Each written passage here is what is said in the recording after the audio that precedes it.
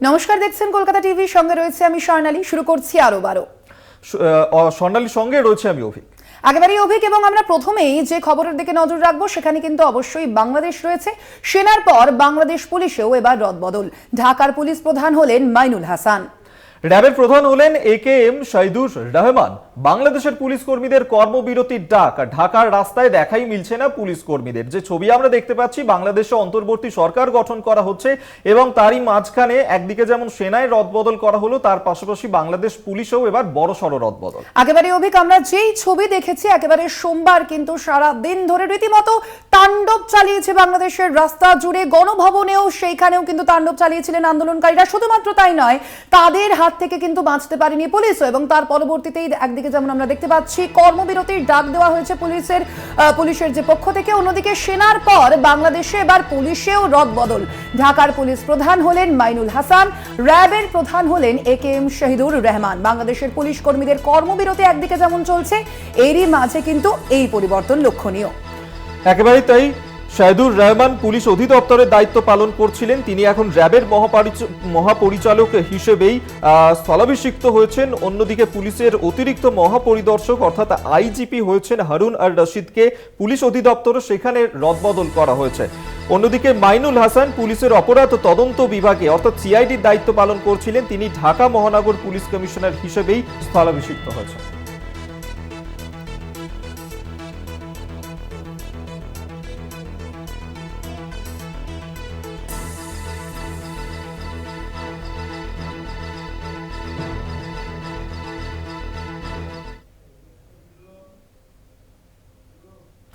অশান্ত বাংলাদেশ, সতর্ক রয়েছে নয়াদিল্লি। এখনো কাজ করছে ঢাকায় ভারতীয় হাই কমিশন।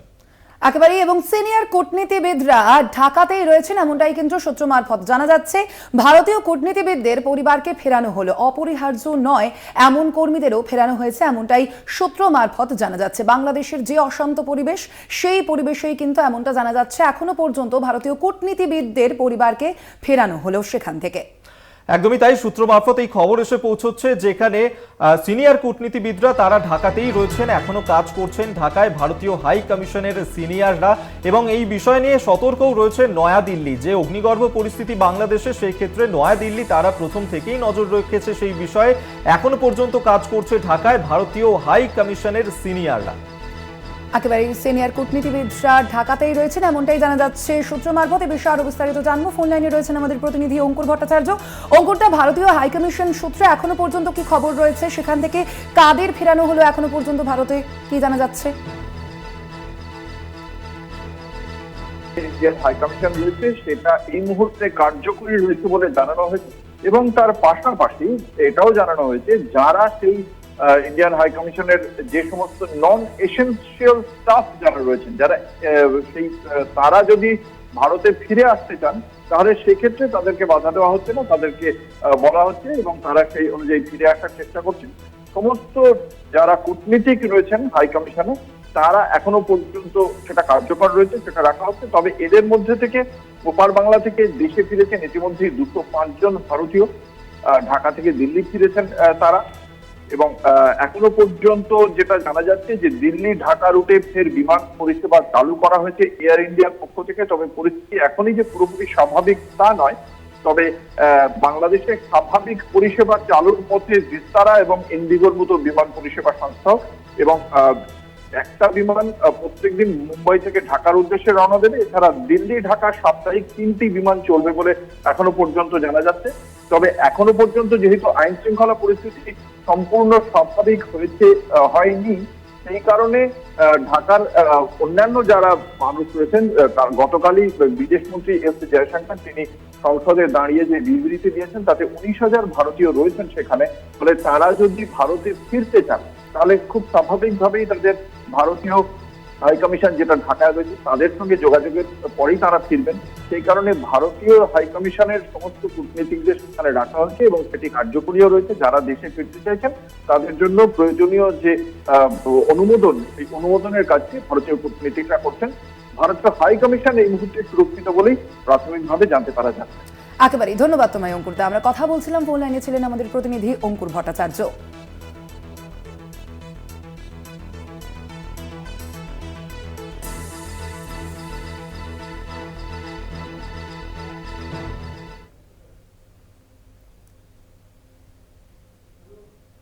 বাংলাদেশে অন্তর্বর্তী সরকারের প্রধান মোহাম্মদ ইউনূস আজই ঢাকায় ফিরতে পারেন নোবেলজয়ী অর্থনীতিবিদ। বর্তমানে প্যারিসে রয়েছেন মোহাম্মদ ইউনূস, যেমনটা খবর পাওয়া যাচ্ছে, এবং আজই জানা যাবে যে অন্তর্বর্তী সরকারের যে পূর্ণাঙ্গ তালিকা তৈরি হয়েছে সেই তালিকায় আর কারা কারা রয়েছেন। সেনা শাসনেও শান্ত হচ্ছে না, কিছুতেই শান্ত করা সম্ভব হচ্ছে না বাংলাদেশকে। ওপারে নৈরাজ্য, হামলা, লুটপাট তো চলছেই, আগুনও ধরেছে, এবং তাই সেই পরিস্থিতিতে এবার মোহাম্মদ ইউনূস তিনি দায়িত্ব নিতে চলেছেন। বাংলাদেশের এই পরিস্থিতিকে তিনি কি স্বাভাবিক করতে পারবেন, সেটাই কিন্তু এখন দেখা। একেবারেই অভিক, তুমি যেমনটা বললে যে অবশ্যই বাংলাদেশে যে মৃত্যু মিছিল চলছে, সংখ্যালঘুদের উপর হামলা চলছে, অত্যাচারের অভিযোগ প্রতিনিয়ত সামনে আসছে, সেই পরিস্থিতি নিয়ন্ত্রণে কি আনতে পারবেন অন্তর্বর্তী সরকারের এই প্রধান যিনি হবেন অর্থাৎ মোহাম্মদ ইউনূস, তিনি নোবেল জয়ী, তো অবশ্যই কিন্তু তিনি যে এই পরিস্থিতির সঙ্গে কি মোকাবিলা করতে পারবেন সেটা নিয়ে কিন্তু প্রশ্ন উঠছে একদিকে, যেমন তার পাশাপাশি প্রশ্ন উঠছে আরো একটা দিকে যে আমরা যেমনটা জানতে পারছি যে সংখ্যালঘুরা তারা কিন্তু রীতিমতো আতঙ্কে রয়েছেন। অবশ্যই তাদের উপরে যে অত্যাচারের সেই অভিযোগ কিন্তু সামনে আসছে প্রতিনিয়ত, এবং সেই পরিস্থিতিকে সামাল দিতে পারবেন মোহাম্মদ ইউনূস? সংখ্যালঘুদের নিরাপত্তা দিতে পারবে কি অন্তর্বর্তী সরকার, সে নিয়েও কিন্তু একই সঙ্গে প্রশ্ন উঠছে। অর্থাৎ এই অন্তর্বর্তী সরকারের প্রধান মোহাম্মদ ইউনূসের সামনে এখন বড় চ্যালেঞ্জ, বাংলাদেশের যে পরিস্থিতি তা সামাল দিতে হবে। কিভাবে তিনি সামাল দেবেন, কি কি পদক্ষেপ সেক্ষেত্রে তিনি নেবেন, অবশ্যই সেদিকে তো আমাদের নজর থাকবে। তবে তিনি আজই বাংলাদেশে ফিরতে পারেন। আপাতত প্যারিসেই রয়েছেন মোহাম্মদ ইউনূস, নোবেলজয়ী এই অর্থনীতিবিদ, তাকে এবার দায়িত্ব দেওয়া হচ্ছে অন্তর্বর্তী সরকারের প্রধান হিসেবে। একেবারেই অভিক, আমরা দেখেছি সোমবার, আমরা যেমনটা দেখেছি যে একেবারে বাংলাদেশ জুড়ে তছনছ করে ফেলা হয় বাংলাদেশের বিভিন্ন রাস্তায়, কিন্তু আন্দোলনকারীরা তারা কিন্তু একেবারে অধিকার নিয়ে নেন। শুধুমাত্র তাই নয়, গণভবনে, প্রধানমন্ত্রীর যে বাসভবন, সেই গণভবনে গিয়েও কিন্তু রীতিমতো তাণ্ডব থেকে শুরু করে লুটপাট চালায় আন্দোলনকারীরা, এবং কোনোভাবেই যেন বাংলাদেশের পরিস্থিতি সেইভাবে শান্ত হচ্ছে না। আমরা দেখেছি অন্তর্বর্তী সরকারের কথাও বলা হয়েছে, এবং সেই অন্তর্বর্তী সরকারের মাথায় কিন্তু বসবেন এই নোবেল জয়ী মোহাম্মদ ইউনূস। সেখানেই কিন্তু প্রশ্ন উঠছে যে এই অন্তর্বর্তী সরকার কি আদৌ এই সমস্যার মোকাবিলা করতে পারবে, সেখানেই উঠছে সেই চ্যালেঞ্জ। আন্তর্জাতিক সম্পর্ক বিশেষজ্ঞ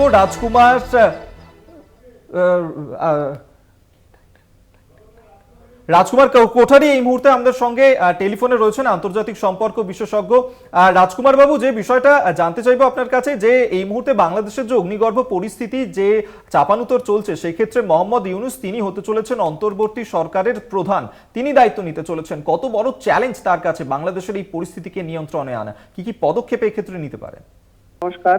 এটা একটা সিগনিফিক্যান্ট ডেভেলপমেন্ট বাংলাদেশের অভ্যন্তরীণ রাজনীতিতে, এবং মোহাম্মদ ইউনূস দায়িত্ব দিতে চলেছেন।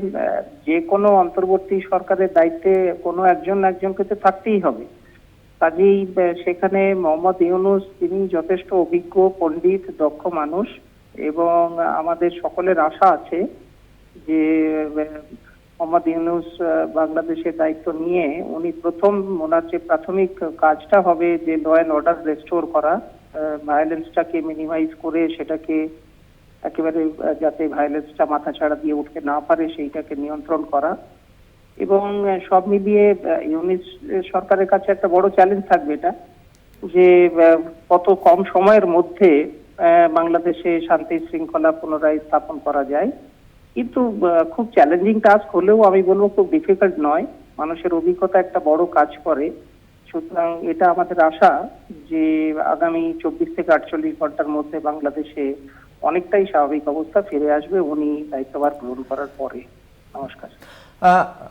আবারও ধন্যবাদ আপনাকে। আন্তর্জাতিক সম্পর্ক বিশেষজ্ঞ রাজকুমার কোঠারি আমাদের সঙ্গে টেলিফোনে ছিলেন। অর্থাৎ তিনিও যেমনটা বলছিলেন যে এক্ষেত্রে প্রথমেই কিন্তু যে অস্থিরতা দেখা দিয়েছে, এবং সেক্ষেত্রে সেই অস্থিরতাকে থামানোর ক্ষেত্রে ল অ্যান্ড অর্ডারের দিকেই বিশেষভাবে নজর রাখতে হবে প্রথমের দিকে। সেক্ষেত্রে মোহাম্মদ ইউনূস তিনি কিভাবে এই পরিস্থিতি সামাল দেন, অবশ্যই সেদিকে নজর থাকবে।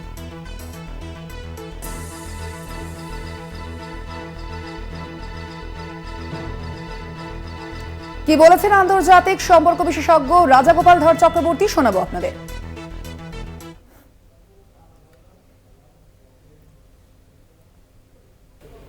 বাংলাদেশে যে মহিলাদের ক্ষমতায়ন ঘটেছে এবং একটা নিঃশব্দ বিপ্লব ঘটে গেছে গরিব মানুষকে নিয়ে, সেই গ্রামীণ ব্যাংক, যে গ্রামীণ ব্যাংকই নোবেল প্রাইজ পেয়েছিল শান্তিতে 2005 সালে, তিনি তার পুরোদা, তিনি হাসিনা সরকারের নানান ক্ষোভের মুখে পড়েছিলেন, ওনার বিরুদ্ধে নানান কেস করা হয়েছিল।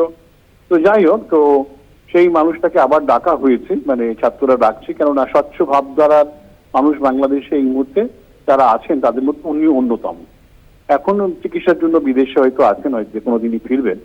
তো ওনাকে নিয়ে একটা হচ্ছে যেটা হচ্ছে যে আর্মিও যেটা ভাবছে যে হট করে আর্মির কারোকে প্রেসিডেন্ট করলেই সবাই ভাববে সামরিক অভ্যুত্থান ঘটেছে, এবং সেটা গণতন্ত্রের পক্ষে একটা খারাপ সিগন্যাল। আমেরিকা বা যারা গণতন্ত্রের পক্ষে বারবার কথা বলে তারা হয়তো আমেরিকার ঋণ কমে যেতে পারে ইত্যাদি নানান কথা ভেবে সামরিক বাহিনী নিজেদের লক্ষ্যে রাখেনি।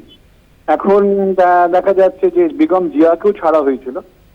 অনেকেই মনে করছিলেন যে বেগম জিয়াকে হয়তো প্রধানমন্ত্রী করা হতে পারে, কিন্তু সেখানেও তাহলে একটা পরিকল্পনা ছাপ থেকে যায় যে বিএনপি এবং জামাতের একটা গোষ্ঠী হয়তো এরকম একটা পরিকল্পনার ক্ষমতায় আসছে। এবং এখনো পর্যন্ত ছাত্র আন্দোলনে যারা পুরোদা সমন্বয়ে যারা রয়েছে তারা তো কোনো রাজনৈতিক দল নয়, তারা এখনো যেহেতু তারা একটা বিপ্লব সেখানে ঘটিয়েছে, গণ অভ্যুত্থান তারা ঘটিয়েছে, পেছনে যারাই থাকুক না কেন, এবং তাদেরকে এক্ষুনি ফেলে রাখা যাবে না, এবং তাদের দাবি অনুযায়ী মোহাম্মদ ইউনূসকে বসিয়েছে। কিন্তু ব্যাপারটা হচ্ছে যে উনি তো সেভাবে রাজনীতির কোনোদিন লোক ছিলেন না। তার পক্ষে এই বিভিন্ন ধরনের লোককে নিয়ে ইন্টারিম গভর্নমেন্ট উনি একা থাকবেন না, নানান জন থাকবে, এবং তাদের সবার সঙ্গে সমন্বয় সাধন করা এবং রাজনৈতিক যাদের স্বার্থ আছে তাদের নিয়ে চলা। আমি ওনার সঙ্গে ব্যক্তিগতভাবে গ্রামীণ ব্যাংকে কাজ করেছি, তাতে আমার মনে হয়েছে ওনার যে ধরনের স্বচ্ছ ভাবমূর্তি এবং ওনার যে পার্সোনালিটি, তার সঙ্গে এটা বোধহয় খাপ খাবে না।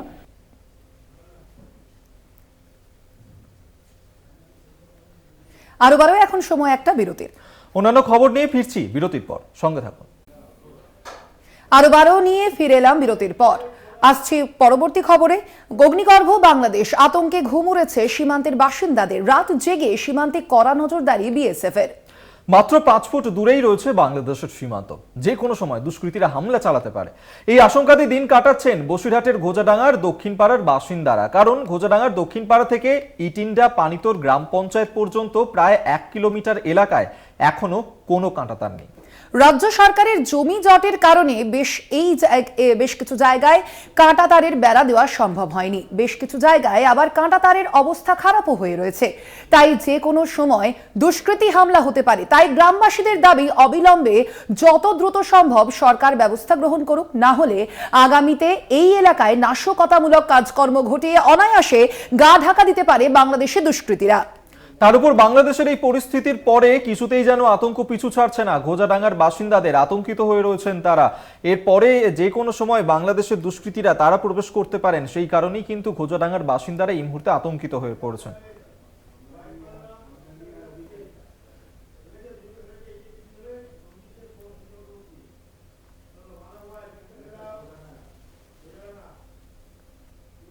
ঘোজাডাঙ্গা সীমান্তে বিএসএফ এর কড়া নজরদারি অভিক, এবং সীমান্তে কড়া নজরদারিতে বাণিজ্য শুরু হয়েছে ইতিমধ্যেই, এবং চেক পয়েন্টে চলছে চিরুনি তল্লাশিও। একেবারেই তাই। আর আমরা এই কথা বলবো, সঞ্জিত চক্রবর্তী আমাদের সঙ্গে রয়েছেন প্রতিনিধি। সঞ্জিত, যে বিষয়টা তোমার কাছে জানতে চাইবো, যে ঘোজাডাঙ্গা সীমান্তে সেখানে আমরা দেখেছিলাম যে কড়া নজরদারি কিন্তু গত দুদিন ধরেই ছিল। বাণিজ্যের বেশ কিছুটা প্রভাব পড়েছিল, যার কারণে ঘোজাডাঙ্গার বাসিন্দারা তারাও আতঙ্কিত ছিলেন। আজ সকাল থেকে কি কিছুটা হলেও সেই পরিস্থিতি স্বাভাবিক হয়েছে?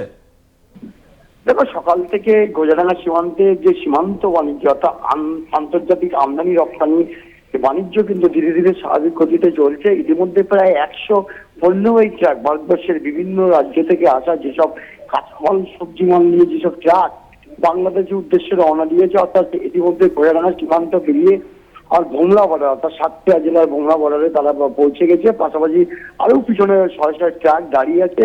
এখনো পর্যন্ত যেই চিরুনি তল্লাশি চলছে, তুমি জানো শেখ হাসিনার পদত্যাগ, তারপরে অন্তর্বর্তী সরকারের ঘোষণা, এই মধ্য দিয়ে কিন্তু বাংলাদেশে নতুন করে অগ্নিগর্ভ পরিস্থিতি হয়েছে। গতকালকে রাত্রির থেকে সেই ছবি দেখা গেছে, কিন্তু আজকে সকাল থেকে বেশ কিছু বাংলাদেশি নাগরিক তারা সীমান্ত পেরিয়ে বৈধ নথিপত্র নিয়ে দেশে ঢোকে, তখন তাদের কোথাও যেন একটা চোখে মুখে আতঙ্কের ছাপ রয়েছে।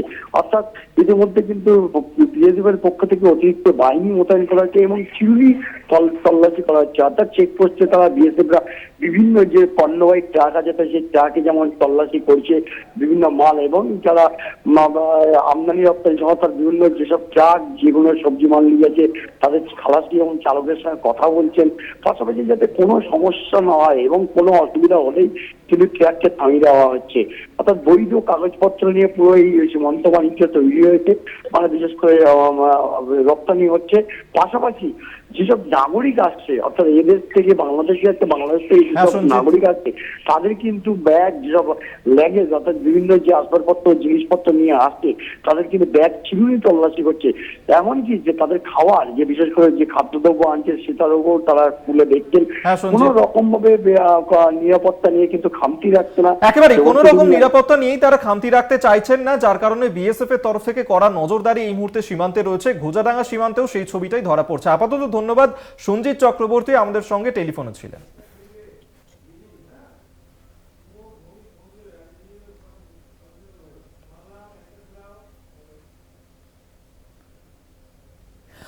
ঘোজাডাঙ্গার পাশাপাশি এবার নজর রাখবো আমরা হিলি সীমান্তের দিকেও। স্বাভাবিকের পথে হিলি সীমান্ত, আমদানি রপ্তানি শুরু না হলেও যাতায়াত করছে মানুষ।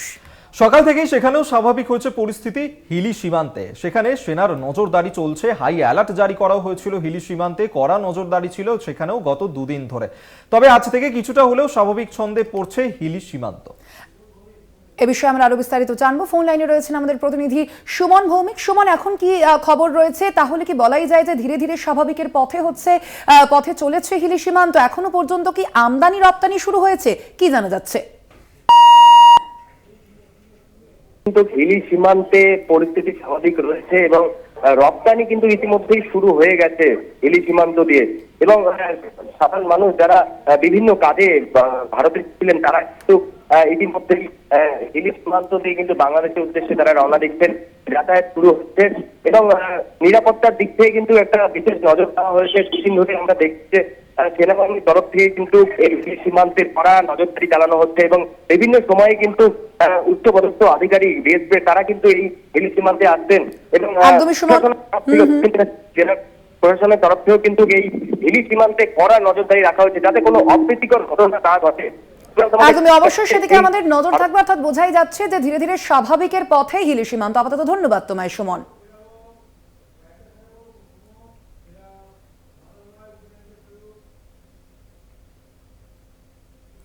আর সোনালী, এই মুহূর্তের বড় খবরের দিকে অবশ্যই নজর রাখতে হচ্ছে। ভিনাস ফোগট, যার জন্য গোটা ভারত গর্বিত হচ্ছিল, সেই ভিনাস ফোগটকে এবার অলিম্পিক্সে অযোগ্য ঘোষণা করা হলো। তার 100 গ্রাম ওজন নাকি বেশি রয়েছে, সেই কারণেই তাকে অযোগ্য ঘোষণা করা হয়েছে। একেবারে সোনার লড়াইয়ে কিন্তু ছিলেন এই ভিনেশ ফোগট এবং সেই দিকেই কিন্তু তাকিয়েছিল সারা আমাদের দেশবাসী। কিন্তু সেই ভিনেশ ফোগটকেই কিন্তু এবার অযোগ্য বলে ঘোষণা করা হলো। আন্তর্জাতিক অলিম্পিক্স কমিটির পক্ষ থেকে কিন্তু তাকে অযোগ্য বলে ঘোষণা করা হয়েছে এবং সেখানে কি কারণ দেখানো হয়েছে যে 100 গ্রাম ওজন তার বেশি রয়েছে, ঠিক সেই কারণেই এই অযোগ্য ঘোষণা করা হয়েছে তাকে। আমরা এই নিয়ে কথা বলবো। জয়জ্যোতি ঘোষ এই মুহূর্তে আমাদের সঙ্গে টেলিফোনে রয়েছেন প্রতিনিধি।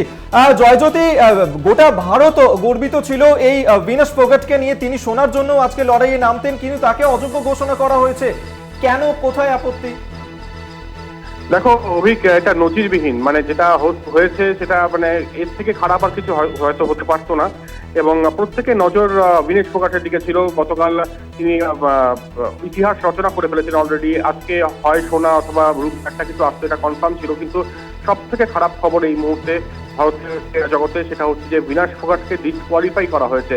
একদম যে কারণটা দেখানো হচ্ছে যে 50 কেজি বাউটের জন্য তিনি লড়তেন তার থেকে কিন্তু 100 গ্রাম বেশি হয়েছে। এবং গতকাল রাত থেকে তিনি ওয়েট লুজ করার অনেক চেষ্টা করেছেন, সাইক্লিং, জগিং, চিটিং, কিন্তু কোনো কাজ হয়নি। এবং শেষমেশ কিন্তু অফিসিয়ালি যেটা অলিম্পিক কমিটি সিদ্ধান্ত নিয়েছে যে তিনি কোয়ালিফাই করতে পারবেন না। অর্থাৎ ভারতের যে পদকটা নিশ্চিত ছিল সেখান থেকে এই ক্ষেত্রে কিন্তু একটি পদকও আসছে না। এবং ভিনেশ ফোগাটের জন্য কিন্তু সত্যি খারাপ লাগছে এবং অবশ্যই এরপরে কি হবে জানা নেই, কি প্রতিক্রিয়া আসবে।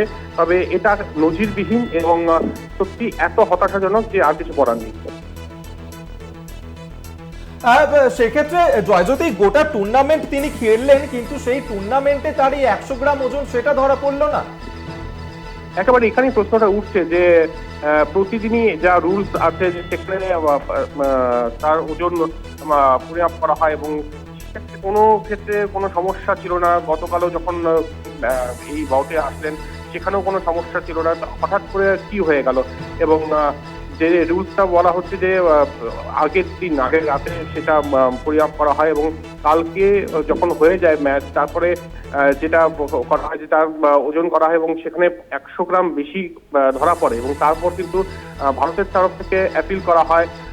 কিন্তু শেষমেশ যেটা হয় যে তাকে ডিসকোয়ালিফাই করা হয় এবং তিনি নিজেও কিন্তু ওয়েট করার চেষ্টা করেছেন, যেটা আমি একটু আগেই বললাম যে টিচিং থেকে শুরু করে জগিং, সাইক্লিং অনেক কিছু করেছেন কালকে রাতে, কিন্তু কিছুতেই কিন্তু সেটা হয়নি এবং শেষ পর্যন্ত অবশ্যই তিনি ডিসকোয়ালিফাই হলেন এবং সত্যি ভীষণ ভীষণ হতাশাজনক অভিজ্ঞতা। বেশ, সত্যি খুব খারাপ খবর ভারতের জন্য। আপাতত ধন্যবাদ জানাবো তোমাকে। জয়জ্যোতি ঘোষ আমাদের সঙ্গে টেলিফোনে ছিলেন প্রতিনিধি। অলিম্পিক্সে ভিনিস ফোগাটকে অযোগ্য বলে ঘোষণা করা হলো। 100 গ্রাম ওজন বেশি থাকায় অযোগ্য বলে ঘোষণা করা হলো তাকে ঘোষণা করেছে আন্তর্জাতিক অলিম্পিক্স কমিটির পক্ষ থেকে। তাকে অযোগ্য বলে ঘোষণা করা হয়েছে। 50 কেজি বিভাগে তিনি অলিম্পিক্সে নেমেছিলেন, কিন্তু তার ওজন যখন মাপা হয় সেই সময় 100 গ্রাম ওজন তার বেশি ছিল, যার কারণেই অযোগ্য বলে ঘোষণা করলো অলিম্পিক কর্তৃপক্ষ ভিনাস ফোগাটকে।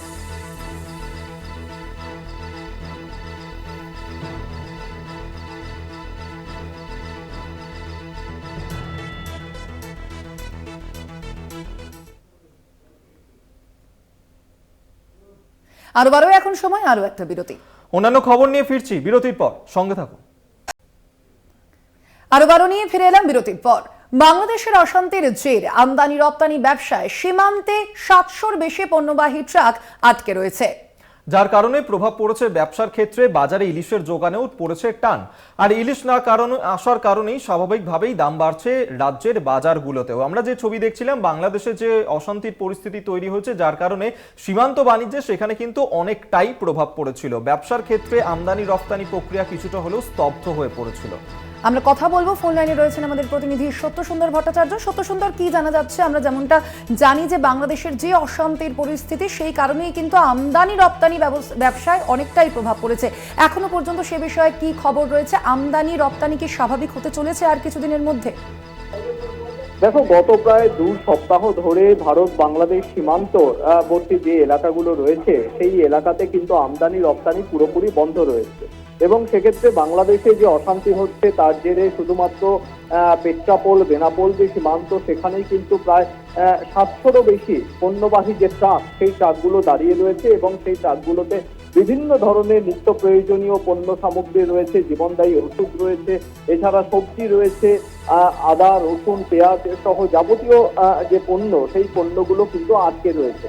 ফলে গতকাল শুধুমাত্র সকাল 9টা থেকে কিছুক্ষণের জন্য 47টা খালি ট্রাক ফেরানো হয়েছিল, কিন্তু এখনো পর্যন্ত যেভাবে পেট্রাপোল সীমান্তে আমদানি রপ্তানির ব্যবসা মার খাচ্ছে, তাতে কিন্তু চিন্তায় পড়েছেন ব্যবসায়ীরা। তারা মনে করছেন যে যেখানে শুধুমাত্র পেট্রাপোল সীমান্তেই একদিনে গড়ে প্রায় 100 কোটিরও বেশি ট্রানজাকশন হয়, 100 কোটিরও বেশি ব্যবসা হয়, সেক্ষেত্রে গত 2 সপ্তাহ ধরে যেভাবে লাগাতার এইভাবে ট্রাকগুলো দাঁড়িয়ে রয়েছে, তাতে সেই যে কাঁচা মাল রয়েছে, যে সবজি রয়েছে, সেইগুলো যেরকম ক্ষতির মুখে পড়ছে, সেটা যেরকম পচনশীল জিনিস রয়েছে, সেটা কোন জায়গায় হবে সেটা নিয়ে যেরকম আশঙ্কা রয়েছে। তার পাশাপাশি আরো একটি বিষয়, যে পদ্মার যে ইলিশ, সেই ইলিশেও কিন্তু তার যোগানেও কিন্তু টান পড়েছে। স্বাভাবিকভাবে খুচরো বাজারের পাশাপাশি জেলার যে সমস্ত পাইকারি বাজার রয়েছে, সেখানেও কিন্তু পদ্মার ইলিশের একটা চাহিদা থাকে। বিশেষ করে জুলাই আগস্ট এই 2 মাস পদ্মার যে ইলিশ, সেই পদ্মার ইলিশের দাম কিন্তু কেজি প্রতি কোথাও 300 থেকে 500 টাকা পর্যন্ত ইলিশের দাম বেড়েছে। ফলে শুধুমাত্র পেট্রাপোল, বেনাপোল সীমান্ত নয়, হোজাডাঙ্গা সীমান্ত, সেখানেও কিন্তু ট্রাক দাঁড়িয়ে রয়েছে। সবকিছুই একটা জটিল পরিস্থিতি তৈরি হয়েছে এবং বাংলাদেশে যতক্ষণ না পর্যন্ত এই অশান্তি থামছে, ততক্ষণ পর্যন্ত আমদানি রপ্তানি একটা প্রশ্ন চিহ্নের মুখে পড়েছে। একেবারেই অবশ্যই সেদিকে আমাদের নজর থাকবে যে পরিস্থিতি কবে সম্পূর্ণভাবে স্বাভাবিক হয়, অবশ্যই সেদিকে নজর থাকবে। আপাতত ধন্যবাদ তোমায় সত্যসুন্দর। আমরা কথা বলছিলাম, ফোন লাইনে ছিলেন প্রতিনিধি সত্যসুন্দর ভট্টাচার্য। একদমই তাই, বাংলাদেশে অশান্তির জেরে আমদানি রপ্তানি ব্যবসার ক্ষেত্রেও বেশ কিছুটা প্রভাব পড়েছে এবং সীমান্তে 700-র বেশি পণ্যবাহী ট্রাকও আটকে রয়েছে।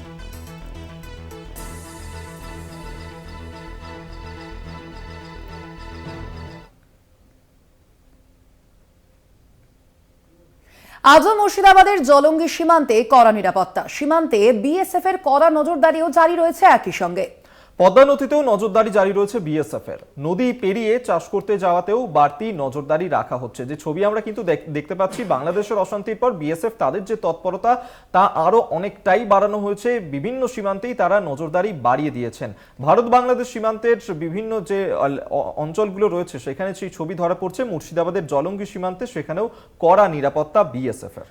একেবারে অভিক, আমরা দেখেছি বাংলাদেশের যে পরিস্থিতি, অর্থাৎ যে অশান্ত পরিস্থিতি, সেই অশান্ত পরিস্থিতির মধ্যেই কিন্তু ভারতে অনুপ্রবেশের আশঙ্কা রয়েছে এবং শুধুমাত্র তাই নয়, জঙ্গিদেরও অনুপ্রবেশের আশঙ্কা করা হয়েছে এবং সেই কারণেই কিন্তু এই কড়া নিরাপত্তা বিভিন্ন যে সীমান্ত রয়েছে, অভিক তুমি যেমনটা বলছিলে, সেই সীমান্তে কিন্তু কড়া নিরাপত্তা জারি করা হয়েছে। বিএসএফ এর কড়া নজরদারি রয়েছে মুর্শিদাবাদের এই জলঙ্গি সীমান্তেও। আর এই পদ্মা নদীতেও নজরদারি রাখছে বিএসএফ, কারণ নদী পেরিয়ে অনেকেই চাষ করতে যান এবং সেই চাষ করতে যাওয়ার ফাঁকেই কোনো দুষ্কৃতী যেন ঢুকে না পড়ে সেদিকেই কিন্তু বিশেষভাবে নজর রাখছে বিএসএফ, এবং যার কারণে এই কড়া নিরাপত্তার চাদরে মুড়ে ফেলা হয়েছে সীমান্তবর্তী যে অঞ্চলগুলো রয়েছে সেই অঞ্চলগুলিকে। বিভিন্ন অঞ্চলে সেই ছবি আমরা দেখতে পাচ্ছি। গত সোমবার থেকেই পরিস্থিতি উত্তপ্ত হয়ে উঠেছে। বাংলাদেশের প্রধানমন্ত্রী শেখ হাসিনা তিনি পদত্যাগ করে দেশ ছাড়ার পর থেকেই তারপরেই সীমান্তের কড়া নিরাপত্তা। রাকিবুল ইসলাম এই মুহূর্তে আমাদের সঙ্গে টেলিফোনে রয়েছেন, প্রতিনিধি, বিস্তারিত জানবো। রাকিবুল, যে ছবি আমরা দেখতে পাচ্ছিলাম, সোমবারের পর থেকেই হাই অ্যালার্ট জারি করা হয়েছিল সীমান্তবর্তী এলাকাগুলোতে। মুর্শিদাবাদের জলঙ্গি সীমান্ত, পাশাপাশি পদ্মা নদীতে, সেখানেও কিন্তু বিএসএফ কড়া নজরদারি রাখছে। কি তৎপরতার ছবিটা কতটা নজরে আসছে? দেখো, গোটা রাজ্যের যে চেকপোস্ট আছে সেই চেকপোস্টের পাশাপাশি জলঙ্গি সীমান্ত অর্থাৎ মুর্শিদাবাদের যে জলঙ্গি সীমান্ত আছে সেখানে কিন্তু ভারত বাংলাদেশের যে বর্ডার আছে সেই বর্ডারে কিন্তু বিএসএফ এর যে তৎপরতা সেটা কিন্তু কঠোর আছে এবং কড়া নিরাপত্তার মধ্যে দিয়েই কিন্তু তারা টহলদারি চালাচ্ছে। এবং যে সমস্ত মানুষ অর্থাৎ সীমান্ত এলাকার মানুষের চাষাবাদ রয়েছে নদীর ওপারে, তাদের কিন্তু চাষাবাদের জন্য সেই সব মানুষরা কিন্তু যাচ্ছে, তাদেরকে কিন্তু কড়া নিরাপত্তার মধ্যে দিয়ে চেক করেই কিন্তু পাঠানো হচ্ছে এবং অনুপ্রবেশকারীরা যাতে কোনো রকম ভাবে কোনো সুযোগ না পায় তার কিন্তু কড়া ব্যবস্থা নেওয়া হয়েছে বিএসএফ এর পক্ষ থেকে এবং অতিরিক্ত জওয়ান কিন্তু এই সীমান্ত এলাকায় বসানো হয়েছে, এমনটাই কিন্তু জানা গিয়েছে এখন পর্যন্ত। তবে আরেকটা বিষয় জানা যাচ্ছে, এলাকার মানুষের কিন্তু বক্তব্য অনুপ্রবেশকারীর কোনো রকম ভয় নেই, কেননা এখানকার বিএসএফ যে জওয়ানরা রয়েছে তারা কিন্তু কড়া টহলদারি চালাচ্ছে এবং সব রকম প্রস্তুতি তারা গ্রহণ করেছে, এমনটাই কিন্তু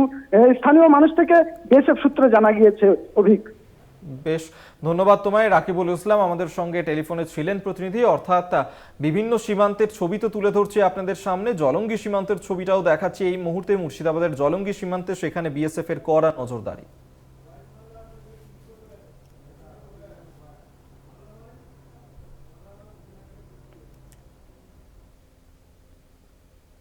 অভিক, আমরা দেখেছিলাম সোমবার দুপুরে কিন্তু শেখ হাসিনা তিনি পদত্যাগ করে প্রধানমন্ত্রীর পদ থেকে তারপরে বাংলাদেশ ছেড়েছিলেন এবং তারপরে বর্তমানে তিনি ভারতেই রয়েছেন। কিন্তু ভারত থেকে কোথায় যাবেন হাসিনা? বাংলাদেশের প্রাক্তন প্রধানমন্ত্রীর রাজনৈতিক আশ্রয়ের আবেদনে না করেছে ইতিমধ্যেই লন্ডন। অন্যদিকে হাসিনার কূটনৈতিক ভিসা বাতিল করে দিয়েছে আমেরিকাও, তাই আপাতত ভারতেই থাকতে হচ্ছে শেখ হাসিনাকে। তবে যে খবর এখনো পর্যন্ত পাওয়া যাচ্ছে যে সেক্ষেত্রে হয়তোবা ফিনল্যান্ডে কিংবা রাশিয়াতে যেতে পারেন বাংলাদেশের প্রাক্তন প্রধানমন্ত্রী শেখ হাসিনা। অর্থাৎ রাজনৈতিক আশ্রয় তিনি চেয়েছিলেন, যেমনটা জানা যাচ্ছিল যে বিভিন্ন দেশের ক্ষেত্রেই সেই রাজনৈতিক আশ্রয় তিনি চাইবেন, কিন্তু বেশ কিছু দেশ তাকে না বলেছে। তার তালিকায় লন্ডন, আমেরিকা। একেবারে অভিক, আমরা গতকালই যেমনটা দেখেছি যে ভারতের কেন্দ্রীয় বিদেশমন্ত্রী এস জয়শঙ্কর তিনি কিন্তু সেই বিষয়টি জানিয়েছেন যে 48 থেকে 72 ঘন্টা তিনি কিন্তু ভারতেই থাকবেন। তবে এর পরবর্তীতে ভারত থেকে তিনি কোথায় যাবেন তা নিয়ে কিন্তু উঠছে প্রশ্ন।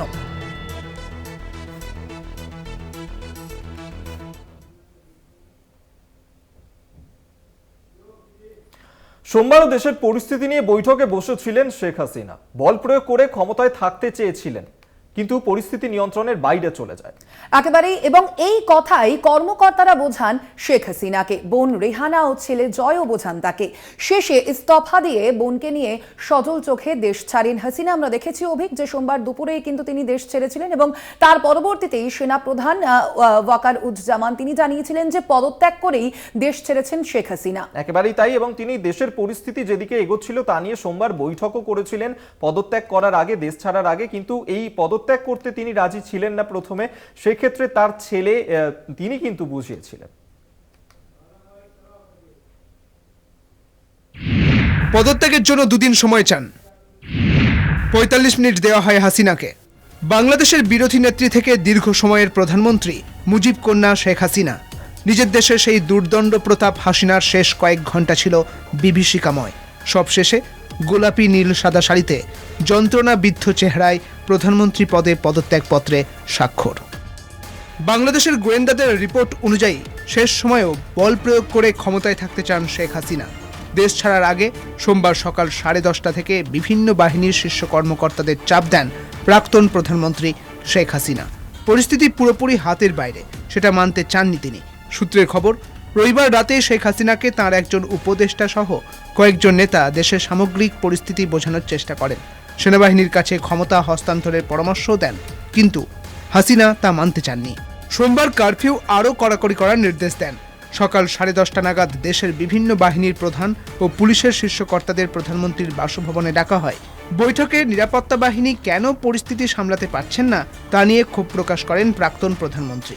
পুলিশের মহানির্দেশক জানিয়ে দেন, পরিস্থিতি যে পর্যায়ে পৌঁছেছে তাতে পুলিশের পক্ষেও আর কঠোর অবস্থানে থাকা সম্ভব নয়। বল প্রয়োগ করে পরিস্থিতি সামলানো যাবে না বলে সেনা কর্তাদের তরফে জানিয়ে দেওয়া হয়, কিন্তু প্রাক্তন প্রধানমন্ত্রী সেটা মানতে রাজি হচ্ছিলেন না।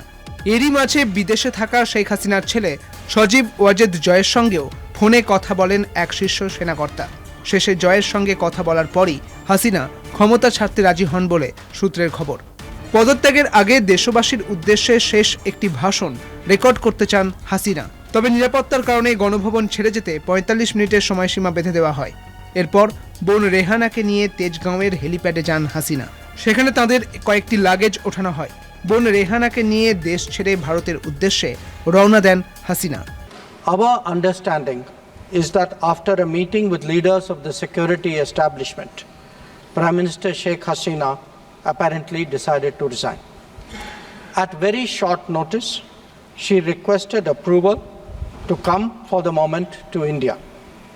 We simultaneously received a request for flight clearance from the Bangladesh authorities. She arrived yesterday evening in Delhi. সোমবার সন্ধ্যেয় নয়াদিল্লির কাছে গাজিয়াবাদে ভারতীয় সেনাবাহিনীর হিন্ডন বিমান ঘাঁটিতে অবতরণ করেন তিনি। গত জানুয়ারিতেই চতুর্থবারের জন্য দেশের প্রধানমন্ত্রীর কুর্সিতে বসেন মুজিব কন্যা। কলকাতা টিভি।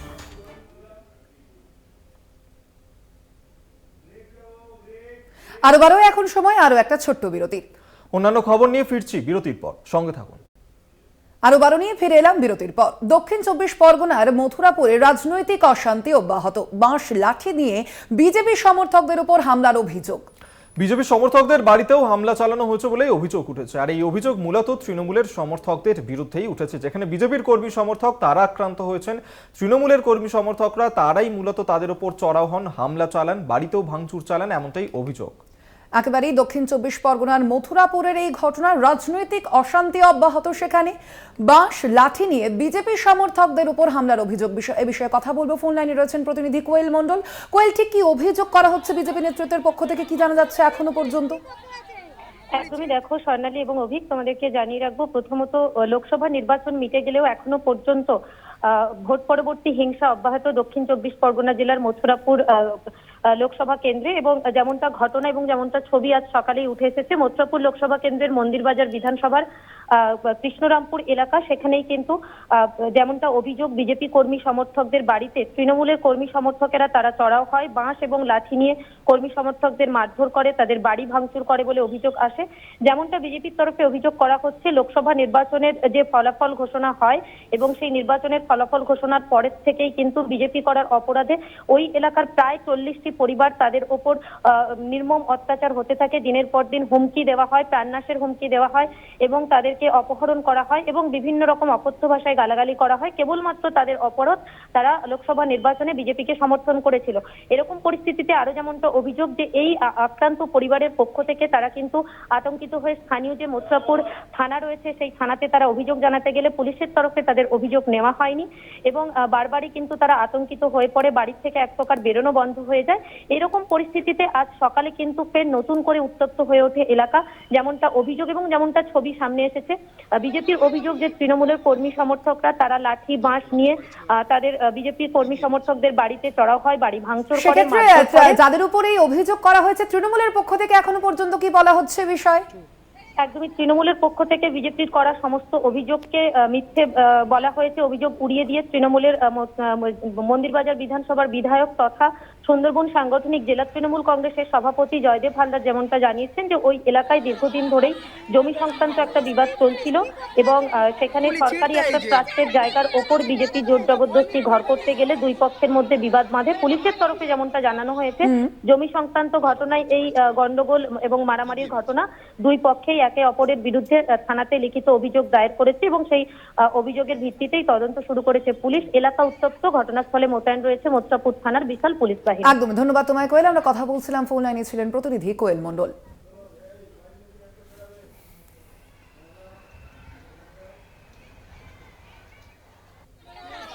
সোনালী, একটু আগে যে খবরের দিকে নজর রাখছিলাম, আরো একবার সেই খবরের দিকে নজর রাখা যাক। অলিম্পিক্সে ভিনেস ফোগাট তাকে অযোগ্য বলে ঘোষণা করা হয়েছে এবং 100 গ্রাম ওজন বেশি ছিল তার, সেই কারণেই তাকে অযোগ্য ঘোষণা করেছে অলিম্পিক্স কমিটি। একেবারেই অভিক, অর্থাৎ বোঝাই যাচ্ছে যে আমরা যে স্বপ্ন দেখেছিলাম, এই ভারতবাসী যে স্বপ্ন দেখেছিল ভিনেস ফোগাটকে নিয়ে, সেই যে স্বপ্ন তা কিন্তু রীতিমতো স্বপ্নভঙ্গের দিকে এগিয়ে গিয়েছে কোথাও একদিকে বলাই যায়। যদিও এখনো পর্যন্ত আমরা সামগ্রিকভাবে সর্বশেষ আপডেট জানবো এ বিষয়ে ফোন লাইনে রয়েছেন আমাদের প্রতিনিধি সঙ্গীতাদি। এখনো পর্যন্ত কি জানা যাচ্ছে এ বিষয়ে? ভিনেস ফোগাটকে অযোগ্য ঘোষণা করা হয়েছে অলিম্পিক্স কমিটির পক্ষ থেকে, এখনো পর্যন্ত ঠিক কি সর্বশেষ আপডেট রয়েছে? এটা অত্যন্ত দুঃখের বিষয় যে ভিনেস ফোগাট ইতিহাস সৃষ্টি করে মেয়েদের রেসলিং এ প্রথম ভারতীয় হিসেবে ফাইনালে পৌঁছেছিলেন এবং আজকে তার সোনার লড়াইয়ে নামার কথা ছিল, কিন্তু রাত্রেবেলায় তিনি গতকাল সারা রাত ঘুমোননি। তো কোথাও মনে হয়েছিল যে তার ওয়েট বাড়তে পারে। এটা রেসলিং ফেডারেশনের রুলস অনুযায়ী যে ক্যাটাগরিতে কোনো রেসলার খেলতে নামে তার থেকে ওজন যদি বেশি হয় তাহলে সেক্ষেত্রে তাকে ডিসকোয়ালিফাই করা হয়। তো ভিনেস ফোগাট সাধারণত 50 কেজিতে নামতেন, কিন্তু তিনি এবারে 53 কেজি ওমেন্স ফ্রিস্টাইলে নেমেছিলেন এবং সকালবেলায় উঠে ভিনেস ফোগাট দেখেন যে তার 100 গ্রাম মতো ওয়েট বেশি হচ্ছে এবং কোচ তখন অলিম্পিক কমিটিকে জানায় এবং তারা আশা করে যে 100 গ্রামটা হয়তো খুব একটা বেশি নয়, অলিম্পিক কমিটি কনসিডার করবে, কিন্তু একেবারেই না, কনসিডার করেনি এখনো পর্যন্ত যা খবর। তো সেক্ষেত্রে ভিনেস ফোগাটকে ডিসকোয়ালিফাই করা হয়েছে, ফলে আজকে তার সোনার লড়াইয়ে নামার সম্ভাবনা একেবারেই নেই। তবে ভারতীয় দলের পক্ষ থেকে এখনো একটা চেষ্টা চালানো হচ্ছে ঠিকই, কিন্তু সেই চেষ্টার ফল যে ক্ষীণ এটা বলাই যায়। একদম ধন্যবাদ তোমায় সঙ্গীতাদি। আমরা কথা বলছিলাম, ফোন লাইনে ছিলেন আমাদের প্রতিনিধি সঙ্গীতাদি। একদমই তাই, ভিনেস ফোগাট অলিম্পিক্সে তাকে অযোগ্য বলে ঘোষণা করা হয়েছে এবং তিনি এবারের অলিম্পিক্সে নেমেছিলেন 50 কেজি বিভাগে। মঙ্গলবারই ফাইনালে ওঠার পথে সোনাজয়ী ইউ সুসাকিকে প্রি কোয়ার্টার ফাইনালেও হারিয়েছিলেন ভিনেস এবং পরের ম্যাচে ইউক্রেনের ওকসানা লিভাচকে 7-5 পয়েন্টেও হারিয়ে সেমিফাইনালে উঠেছিলেন এবং আজকে তিনি ফাইনালে উঠেছিলেন, কিন্তু 100 গ্রাম ওজন বেশি ছিল তার, যার কারণেই অযোগ্য ঘোষণা। যুগ্ম সম্পাদক গৌতম ভট্টাচার্য এই মুহূর্তে আমাদের সঙ্গে রয়েছেন। গৌতম দা, যে বিষয়টা আপনার কাছে জানতে চাইবো, অত্যন্ত নজিরবিহীন ঘটনা, ভারতের জন্য অত্যন্ত খারাপ খবর যে ভিনেস ফোগাট তাকে অলিম্পিক্স কর্তৃপক্ষ অযোগ্য বলে ঘোষণা করেছে তার 100 গ্রাম ওজন বেশি থাকার জন্য, কি বলবেন? ভারতের অলিম্পিক ইতিহাসে এটা প্রায় নজিরবিহীন, এরকম দু একবার এশিয়ান গেমসে অনেক সময় হয়েছে, কিন্তু আমি এক্ষুনি মনে করতে পারছি না যে ভারতের অলিম্পিক ইতিহাসে এরকম কোনো নামী কোনো রেসলারকে নিয়ে এরকম কোনো ঘটনা বা কোনো ভারোত্তোলককে নিয়ে এরকম কোনো ঘটনা ঘটেছে বলে। অনেক আগে একজন ভারোত্তোলককে নিয়ে মিউনিক অলিম্পিকে ঘটেছিল, তারপর মনে করতে পারছি না। এবং এটা অ্যাবসলিউটলি আমি বলবো 140 কোটি মানুষের স্বপ্নভঙ্গ। সবাই আশা করেছিল যে তিনি যেভাবে লড়াই করেছিলেন একটা সময় কুস্তিগিরদের আন্দোলনে, সেই লড়াইটাই তুলে এনেছিলেন প্যারিসের বুকে, সেখান থেকে এটা কমপ্লিট অ্যান্টি ক্লাইম্যাক্স। কিন্তু আমার কোথাও ধারণা যে ভারতীয় শেফ মিশন যিনি এবং ভারতীয় অলিম্পিক কমিটি এটা নিয়ে ইমিডিয়েটলি কমপ্লেন করবে এবং পূর্ণ তদন্তের দাবি তুলবে অলিম্পিক কমিটির কাছে। ধন্যবাদ আপনাকে। যুগ্ম সম্পাদক গৌতম ভট্টাচার্য আমাদের সঙ্গে টেলিফোনে ছিলেন। অলিম্পিক্সে ভিনাস ফোগাট তাকে অযোগ্য ঘোষণা করা হয়েছে। তার 100 গ্রাম ওজন বেশি থাকার কারণেই মূলত তাকে অযোগ্য ঘোষণা করলো আন্তর্জাতিক অলিম্পিক্স কমিটি। যে সোনার লড়াইয়ে ছিলেন ভিনেশ ফোগাট এবং সেখানে কিন্তু আজকের যে ফাইনাল, সেই ফাইনালে একটা পদক অবশ্যই ভারতের জন্য নিশ্চিতই ছিল, কিন্তু সেই স্বপ্নই কিন্তু ভঙ্গ হলো অভিক। অর্থাৎ অলিম্পিক্সে ভিনেশ ফোগাটকে অযোগ্য বলে ঘোষণা করা হলো অলিম্পিক্স কমিটির পক্ষ থেকে। 100 গ্রাম ওজন বেশি থাকায় এই অযোগ্য বলে ঘোষণা।